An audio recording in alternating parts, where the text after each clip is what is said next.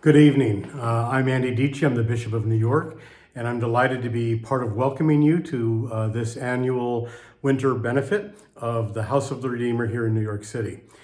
We are just thrilled to have with us tonight as our keynote speaker the Most Reverend Michael Curry, who I'm proud to call my very good friend, but who is also the presiding bishop of the Episcopal Church. And he'll be with you in just a moment. Michael's leadership of the Episcopal Church in all times has been stellar, but here during this time of COVID pandemic and the remote relationships that we are looking to sustain during this time have been sharply and clearly nurtured and nourished by his leadership and by the profound words of love, which is at the very heart of who he is as a Christian, as an Episcopalian, and as a priest. So he will be speaking with us tonight, very much, I'm confident, to our benefit. The House of the Redeemer is special to me. It is what we call in the church a peculiar, meaning that it is affiliated with the Episcopal Church, but it is not under the jurisdiction of a bishop. I am on the board of this institution, but it is very much independent. It chooses to be part of the Episcopal Church, and it carries that identification in its spiritual life, in its prayer life, and in the spiritual offerings that it brings to the larger church. This place has become a wellspring of cultural and musical, artistic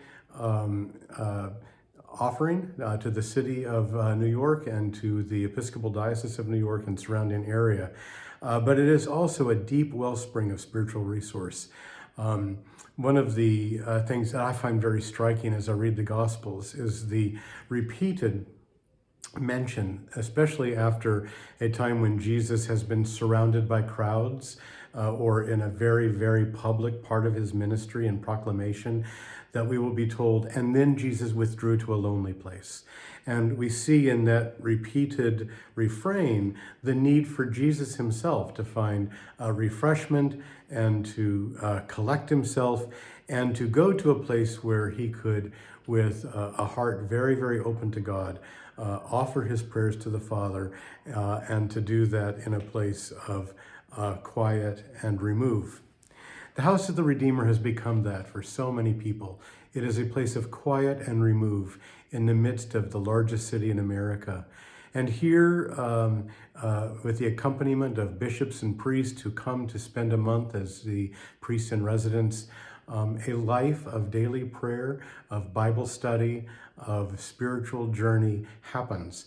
And we are delighted that the House of the Redeemer is a place where people have been able to find those deep, deep resources for their life in God and their life in the world. Tonight, we are here to celebrate the life of this place and in the winter benefit to raise the resources needed to sustain this ministry.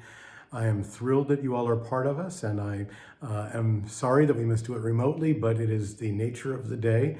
And as we are scattered, so we are also together, and our hearts are united in our love of this place. I call on you to be generous in your offerings to House of the Redeemer and to enjoy tonight's presentation, the words of our presiding bishop, and the offerings that will be brought for your edification and the satisfactions of hungry hearts. So welcome again. So glad to have you with us tonight.